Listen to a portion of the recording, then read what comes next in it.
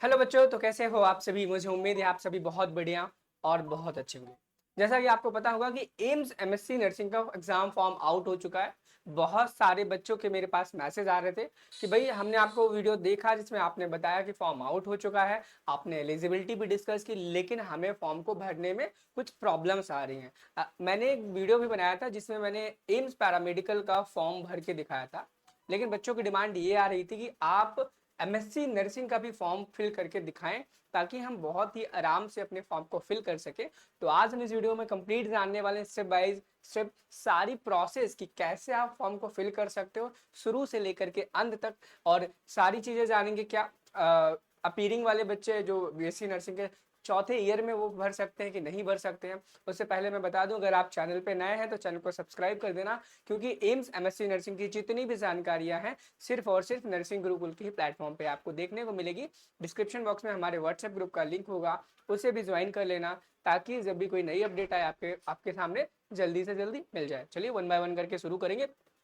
उससे पहले मैं बता दूं, अगर आप एम्स एमएससी नर्सिंग की प्रिपरेशन कर रहे हो तो आप हमारा ये आरंभ का एमएससी का बैच ज्वाइन कर सकते हो, कंप्लीट बैच, जिसमें आपको रिकॉर्डेड क्लासेस मिलने वाली हैं। रिकॉर्डेड का मतलब कुछ बच्चे गलत समझ लेते हैं। रिकॉर्डेड का मतलब ये नहीं है एक बार में आपको जितनी क्लासेस सारी उठा करके दे जाएंगे, ऐसा नहीं है। वो रिकॉर्ड होंगी, आपको पहुंचाई जाएंगी, फिर रिकॉर्ड होंगी, फिर आपके पास आ जाएंगी, फिर रिकॉर्ड होंगी, फिर आपके पास आ जाएंगी। ऐसा नहीं है एक बार में सारी क्लासेस आपको दे देंगे। ठीक है, टेस्ट सीरीज आपको यहाँ पर A1 क्वालिटी की मिलने वाली है। आपको पता ही होगा कि नर्सिंग गुरुकुल की जो टेस्ट सीरीज होती है वो A1 क्वालिटी की सबसे बढ़िया टेस्ट सीरीज मानी जाती है।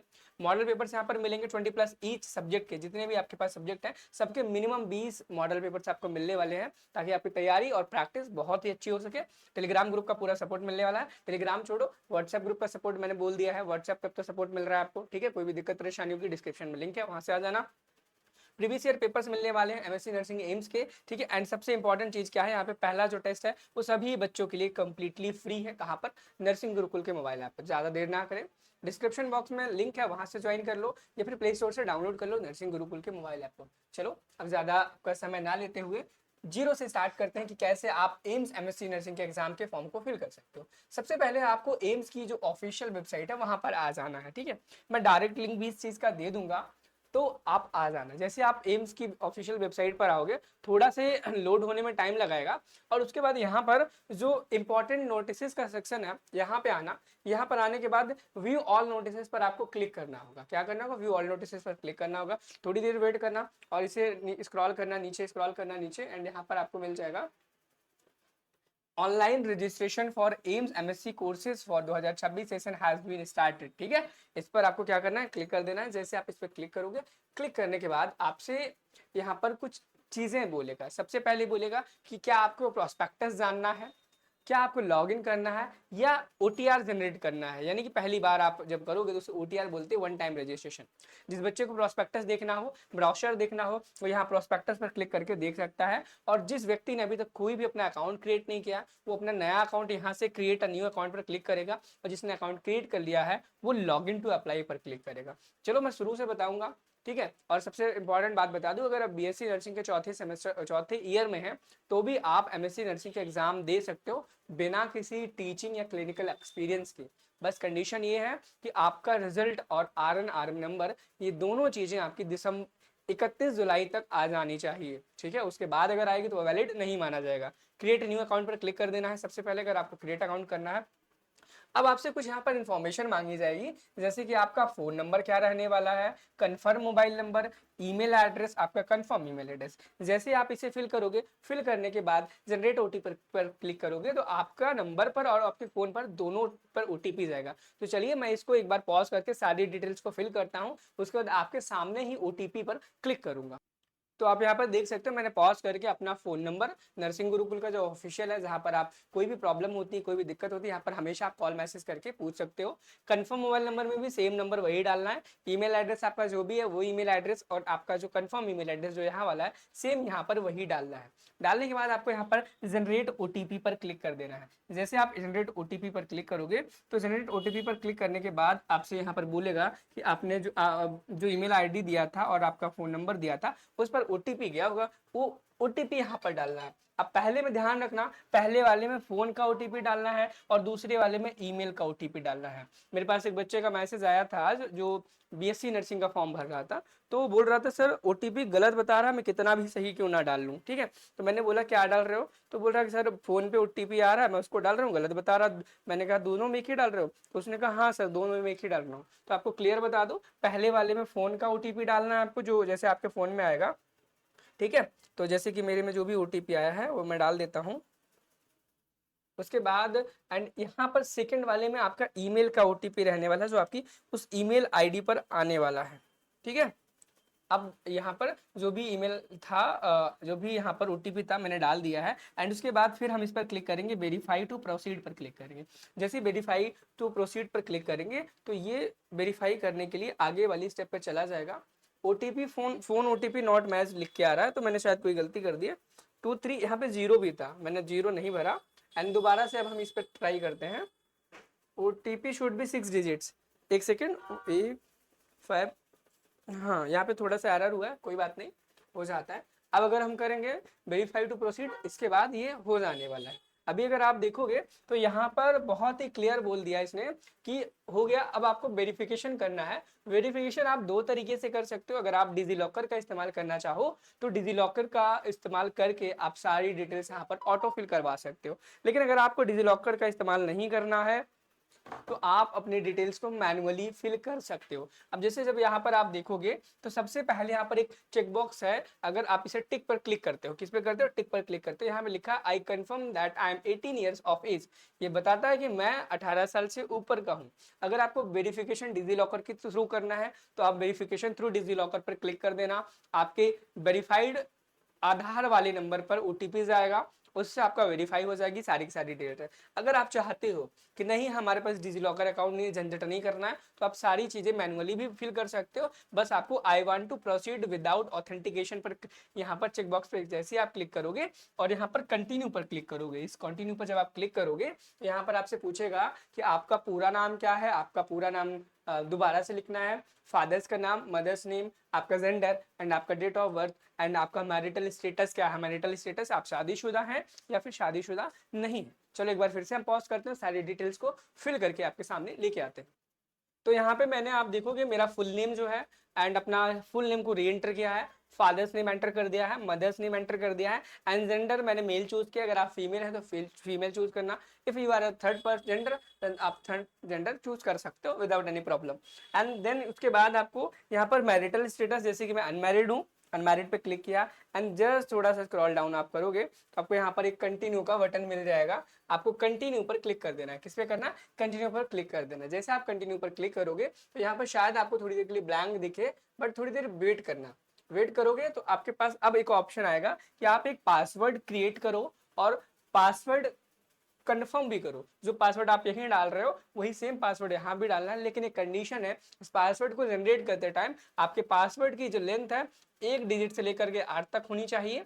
ठीक है, पहला जो करेक्ट, इसमें कोई भी करेक्टर एक कैपिटल होना चाहिए, बाकी के आप स्मॉल करो कोई दिक्कत नहीं। एक इसमें न्यूमेरिक वैल्यू होनी चाहिए और एक स्पेशल करेक्टर होना चाहिए। स्पेशल बोले तो @ हैज, डैशेस, ऐसी चीजें आप इंक्लूड कर सकते हो। जैसे कि मैं यहाँ पे पासवर्ड के लिए अपना एक पासवर्ड जनरेट कर लेता हूँ। ठीक है, जैसे कि मैंने यहाँ पे आप देखो क्लियर लिखा है एटलीस्ट 8 से 10 करेक्टर लॉन्ग यहाँ पे आपको पासवर्ड चूज करना है। एंड अपर केस करेक्टर यानी कि आपको एक कैपिटल लेटर वाला शब्द इस्तेमाल करना है, ये लोअर केस स्मॉल वाला भी करना है, ये नंबर एक संख्या भी होनी चाहिए और एटलीस्ट एक आपका मिनिमम एक स्पेशल करेक्टर भी होना चाहिए। एंड कंफर्म पासवर्ड में भी आप सेम वही चीज एंटर कर दो जो आपने आपने पहले वाले पासवर्ड में एंटर की है। तो जो चीज मैंने पहले में एंटर की थी वही सेम चीज यहाँ एंटर करके प्रीव्यू एंड क्रिएट अकाउंट पर क्लिक किया। जैसे प्रीव्यू एंड क्रिएट अकाउंट पर क्लिक किया तो यहाँ पर लिखा है पासवर्ड जनरेटेड सक्सेसफुली। ठीक है, एंड उसके बाद तो जैसे आप उस स्टेप को प्रोसीड करते हो आपके सामने यहाँ पर प्रीव्यू आ जाता है, आपने फॉर्म में क्या फिल किया था। जैसे मैंने अपना नाम फिल किया था और यहाँ पर आज की डेट आएगी, जो डेट आप यहाँ फिल करोगे। जेंडर आपका जो आपने सारी चीज एक बार चेक कर लेना आपने सही फिल की है। अगर आपने सही फिल नहीं की है तो एडिट OTR डिटेल्स पर क्लिक करके दोबारा से आप जो इन्फॉर्मेशन गलत है उसे सही से फिल कर सकते हैं। सब कुछ सही है तो यहाँ पर सबमिट डिटेल्स पर आप क्लिक कर सकते हैं। जैसे आप सबमिट डिटेल्स पर क्लिक करोगे, सबमिट डिटेल्स पर क्लिक करने के बाद कुछ होगा क्या, कुछ तो होगा ही। ठीक है, चलो देखते हैं क्या होता है। हो नहीं रहा है।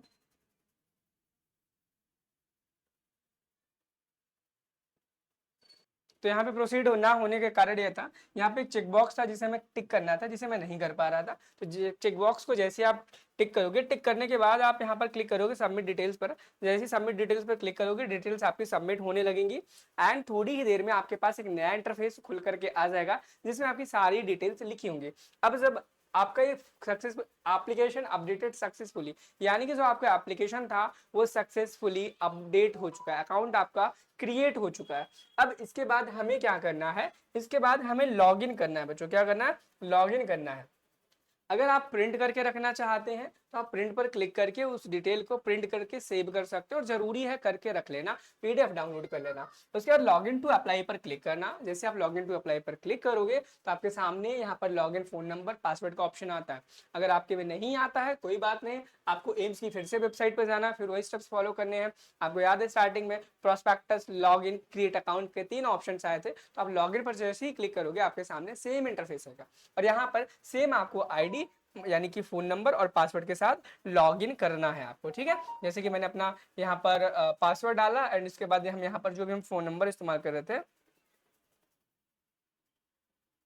वो यहाँ पर फोन नंबर इस्तेमाल किया एंड यहाँ पर लॉगिन पर क्लिक कर दिया। लॉगिन पे जैसे ही मैंने क्लिक किया उसके बाद अब असली खेल शुरू होगा आपके फॉर्म फिलिंग का। अभी तक तो हम एक बेसिक रजिस्ट्रेशन कर रहे थे जहां पर आप अपनी यूजर डिटेल्स थोड़ी बहुत छोटी मोटी रजिस्ट्रेशन के नाम पर दे रहे थे। अब उससे होगा ये कि अगर आप कोई और भी फॉर्म फिल करना चाहते हैं, समथिंग कुछ और भी करना चाहते हैं, तो आपको बार बार वो चीजें नहीं करनी पड़ेंगी।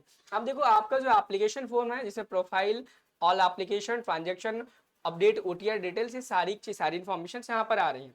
अब जब आपको फॉर्म फिल करना है तो यहाँ पर ऐड न्यू एप्लीकेशन पर क्लिक करना है। क्या करना है? ऐड न्यू एप्लीकेशन पर क्लिक करना है, क्योंकि एक स्टूडेंट 2 भी फॉर्म अप्लाई कर सकता है। ठीक है, जैसे कि अगर आप कोई बच्चा बीएससी नर्सिंग के लिए कर रहा है तो एमएससी नर्सिंग के लिए भी अप्लाई कर सकता है। यहाँ पर आपको क्लिक करना है ऐड न्यू एप्लीकेशन पर। जैसे ही आप इस पर क्लिक करोगे तो आपकी जितनी भी जानकारियां हैं सारी की सारी ऑटोमेटिक यहाँ पर लिख करके आ जाने वाली है। ऊपर के सेक्शन में आपके mother's name, father name, gender तक आ जाएगा। ठीक है, मैरिटल स्टेटस में अनमैरिड टिक, अनमैरिड टिक करना है। अगर आप अनमैरिड हैं, डेट ऑफ बर्थ आपको सिलेक्ट कर लेनी है। करने के बाद आप डिसेबल्ड हैं कि नहीं, अगर आप डिसेबल्ड हैं इस कैटेगरी में, पीडब्ल्यूवीडी कैटेगरी में, तो आपको यस करना, अगर नहीं हो तो नो कर देना। ठीक है, एंड यहाँ पर देखोगे जब आप, तो यहाँ पर आपसे बोलेगा 0% दिखा रहा है, आपने फॉर्म को 0% फिल किया है। बेसिक डिटेल्स पहले स्टेप में बनी है, दूसरे स्टेप में क्वालिफिकेशन, तीसरे में एक्सपीरियंस, चौथे में examination state choice, upload images, student payment. In total 6 steps में आप पूरे फॉर्म को फिल कर पाओगे। ठीक है, चलो अब हम आगे देखते हैं। इस फॉर्म में आपसे कोर्स पूछा जाएगा, आप कौन से कोर्स के लिए अप्लाई करना चाहते हैं। एमएससी के यहाँ डिफरेंट कोर्सेज आ जाएंगे। ठीक है, जैसे कि MSc biotechnology, MSc biophysics, MSc medical anatomy, ऐसे करके काफी सारे आएंगे। हमें एमएससी नर्सिंग के लिए अप्लाई करना है तो एमएससी नर्सिंग पर क्लिक किया। क्लिक करने के बाद अब यहाँ पर आपने से नेशनैलिटी पूछेगा, तो अगर आप इंडियन है तो इंडियन ही होंगे ऑफ कोर्स, तो इंडियन पर क्लिक कर देना है। अप्लाइड अंडर अगर पूछा जाता है तो ये ओपन का ही ऑप्शन आता है सबके में। और अगर आप किस स्टेट के डोमिसाइल आपके पास है, आप किस प्रदेश के निवासी हो, जैसे मैं यूपी का हूं तो मैंने यूपी सिलेक्ट कर दिया। ठीक है, यूपी सिलेक्ट कर देता हूँ सबसे नीचे आकर के, एंड ये सिलेक्ट हो जाएगा। एंड देन आईडी प्रूफ, बहुत सारे बच्चे यहाँ पर कंफ्यूज हो रहे हैं, वो आईडी प्रूफ सिलेक्ट तो कर ले रहे हैं। लाइक मैंने यहाँ पर अपना पैन कार्ड सिलेक्ट किया। सिलेक्ट करने के बाद अब उनसे आईडी नंबर मांग रहा है, तो बच्चे कंफ्यूज होते हैं ना आईडी नंबर में क्या एंटर करना है। ठीक है, मैं एक बार अपनी आईडी एंटर यहाँ पर कर देता हूँ, उसके बाद आगे दिखाता हूँ कि क्या करना है। ठीक है, तो मैंने अपना आईडी नंबर फिल कर दिया। ध्यान रखना है, जैसे मैंने यहाँ पर आईडी प्रूफ में पैन कार्ड सिलेक्ट किया था, तो जो यहाँ पे आईडी नंबर भी आएगा वो मेरा पैन कार्ड का ही नंबर आएगा। अगर आप आधार कार्ड चूज करते हो तो यहाँ पे आधार कार्ड, ड्राइविंग लाइसेंस करते हो तो ड्राइविंग लाइसेंस नंबर यहाँ पर डालना है आपको। ठीक है, उसके बाद आपको कैटेगरी सिलेक्ट कर लेनी है।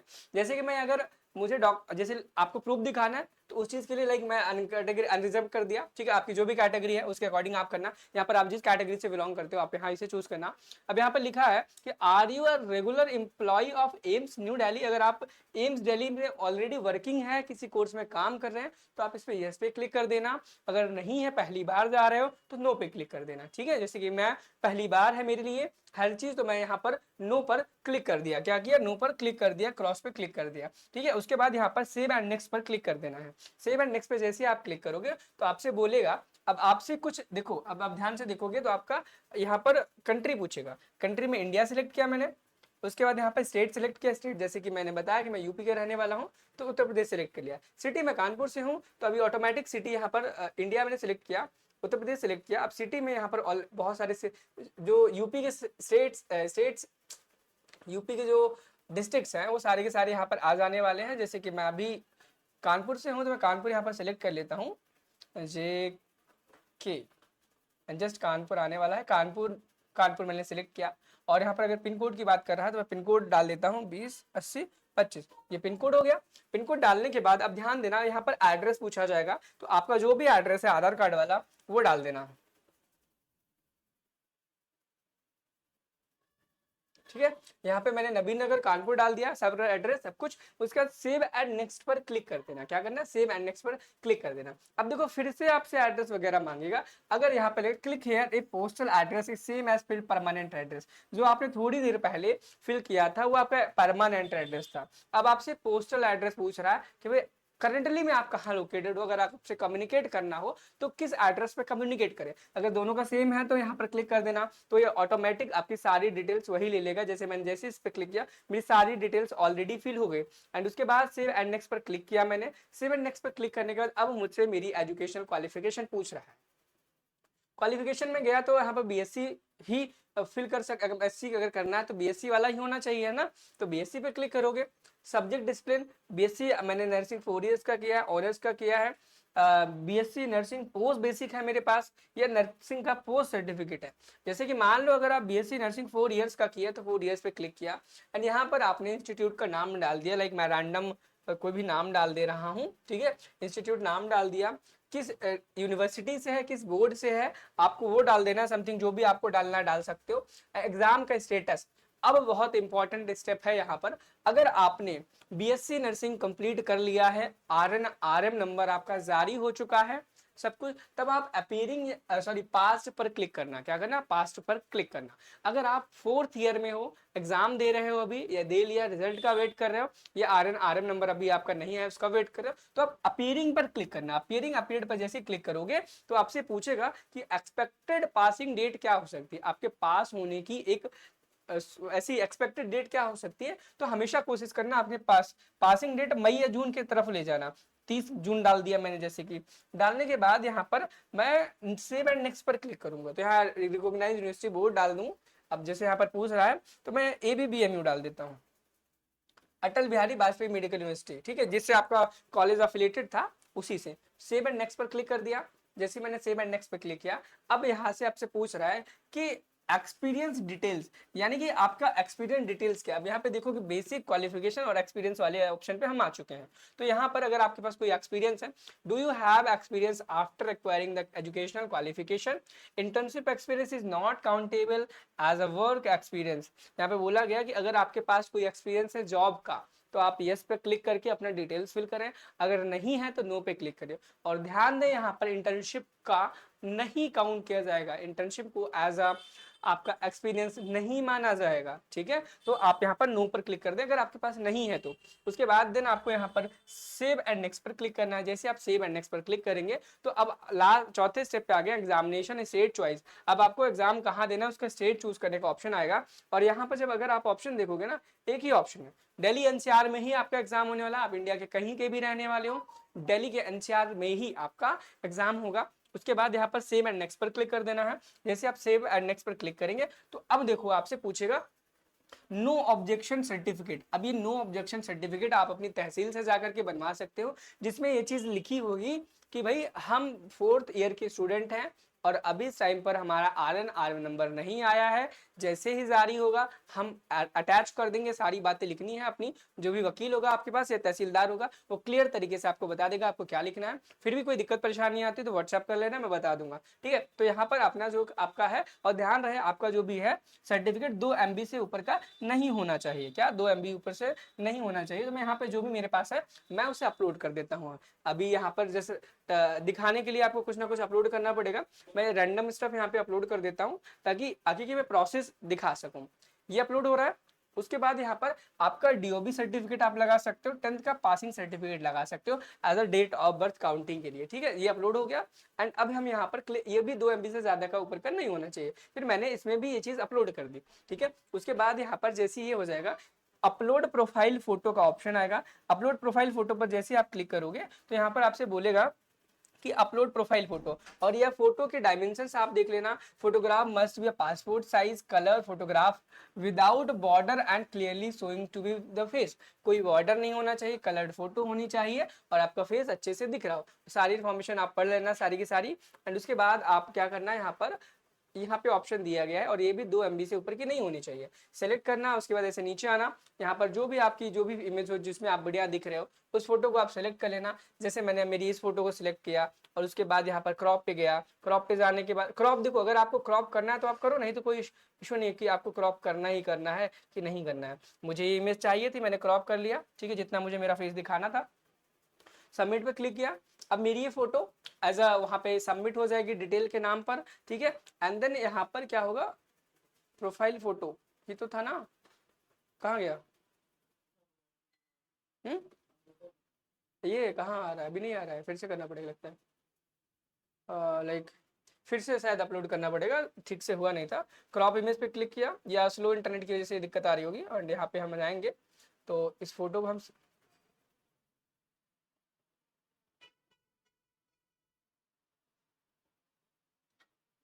फ्री क्रॉप करके मैंने क्रॉप किया, सबमिट किया। सबमिट जैसे ही करूंगा तो आप यहाँ देखोगे कि यहाँ पर मेरी फोटो बन करके आने लगेगी अभी थोड़ी देर में।